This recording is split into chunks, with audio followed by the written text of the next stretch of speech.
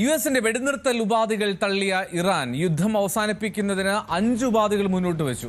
യുഎസുമായി ഇതുവരെ ഔദ്യോഗിക ചർച്ചകൾ ആരംഭിച്ചിട്ടില്ല എന്നും ചില സൗഹൃദ രാഷ്ട്രങ്ങൾ വഴി അവർ ചില സന്ദേശങ്ങൾ അയക്കുക മാത്രമാണ് ചെയ്തിട്ടുള്ളതെന്നും ഇറാനിയൻ വിദേശകാര്യമന്ത്രി അബ്ബാസ് അരഗ്ചി വ്യക്തമാക്കി. മുൻപ് ആജ്ഞാപിച്ചിരുന്ന അമേരിക്കയുടെ മനംമാറ്റം പരാജയസമ്മതമാണെന്നും അദ്ദേഹം പറഞ്ഞു. البته چند روز هست که طرف آمریکایی شروع کرده به ارسال پیام‌های مختلف از طریق واسطه‌های مختلف. این که پیام‌هایی از طریق کشورهای دوست ما داده بشه و ما هم در جواب مواضع خودمون رو اعلام بکنیم یا هشدارهای لازم رو بدیم، این نه اسمش مذاکره است، نه اسمش گفتگو، نه هیچ. تبادل پیام هست به واسطه.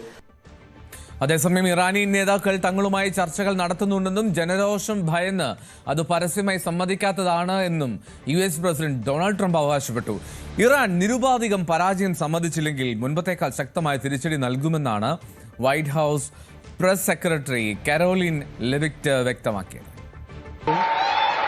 I agree with them 100%, but I do. We did a lot. We settled 8 wars. People sort of forget. And we're winning another one, I tell you. We're winning so big. Nobody's ever seen anything like we're doing in the Middle East with Iran. And they are negotiating, by the way, and they want to make a deal so badly, but they're afraid to say it because they figure they'll be killed by their own people. They're also afraid they'll be killed by us. There's never been a head of a country that wanted that job less than being the head of Iran. അതേസമയം ലെബനനിലും Israel ആക്രമണം കടുപ്പിച്ചു. തെക്കൻ ലെബനനിലെ കൂടുതൽ പ്രദേശങ്ങളിലേക്ക് Israel നിയന്ത്രണം ഏറ്റെടുത്തുവെന്നാണ് പ്രധാനമന്ത്രി Benjamin Netanyahu പറയുന്നത്. അജയ് സുധാബിജു വിവരങ്ങളുമായി ചേരുന്നുണ്ട്. അജയ്, ഇതിപ്പോൾ ആര് പറയുന്നതാണ് വിശ്വസിക്കേണ്ടത്? ട്രംപിന് വഴിമുട്ടിയെന്ന് ഇറാൻ പറയുന്നു, അല്ല ഇറാൻ എല്ലാം മുട്ടുമടക്കി എത്തിയെന്ന് അമേരിക്ക പറയുന്നു. ഇതിൽ എന്താണ് വസ്തുത എന്നുള്ളതാണ്? ഇതിൽ വസ്തുത എന്താണെന്ന് ഈ രാഷ്ട്രങ്ങളിലെ നേതാക്കൾക്ക് മാത്രമേ അറിയാൻ ഇപ്പോൾ വഴിയുള്ളൂ. നമുക്ക് എന്തായാലും വിവരങ്ങൾ ലഭിക്കുന്നത് വഴി അമേരിക്കയും ഇറാനും 2 വേർഷൻസ് ആണ് പറയുന്നത്. രണ്ടുപേരും പറയുന്നത് തമ്മിൽ ഒരു ബന്ധവുമില്ല. നമ്മൾ കുറച്ചുകൂടി വ്യക്തമായി പറഞ്ഞാൽ US തന്നെ ഉദ്യോഗസ്ഥർ പറയുന്ന കാര്യത്തിൽ ഒരു ക്ലിയർനെസ് ഇല്ല എന്ന് നമുക്ക് കാണാൻ സാധിക്കും. ട്രംപ് പറയുന്നതൊന്ന്, അവിടുത്തെ പ്രസ് സെക്രട്ടറി ആയിട്ടുള്ള കാരോലിൻ ലെവിറ്റ് പറയുന്നത് മറ്റൊന്നാണ്.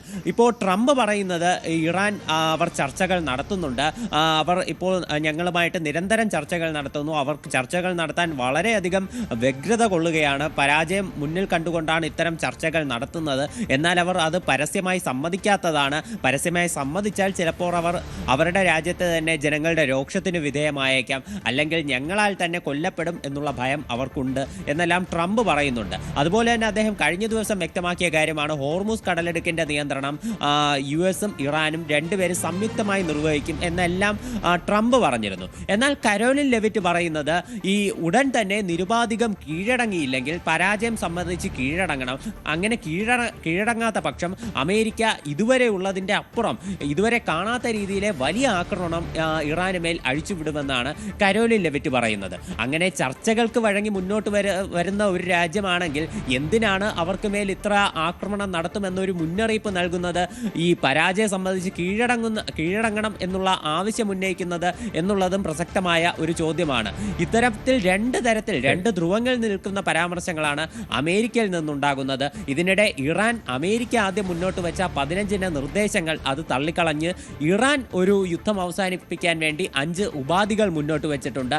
ഇതിൽ ഇപ്പോൾ നിലവിലെ ആക്രമണങ്ങൾ അവസാനിപ്പിക്കണം, ഹോർമുസിന്റെ പരമാധികാരം അത് ഇറാൻ ഉള്ളതാണെന്ന് അംഗീകരിക്കണം, ഭാവിയിൽ ഇത്തരം ആക്രമണങ്ങൾ ഉണ്ടാകാതിരിക്കണം, ഇതുവരെ ഉണ്ടായ ആക്രമണങ്ങൾക്ക് നഷ്ടപരിഹാരം നൽകണം, അതുപോലെ ഇനി ആക്രമണം ഉണ്ടാകാതിരിക്കാൻ പ്രത്യേക സംവിധാനം വേണം. ഇത്തരം ഉപാധികളാണ് ഇറാൻ മുന്നോട്ട് വെച്ചത്.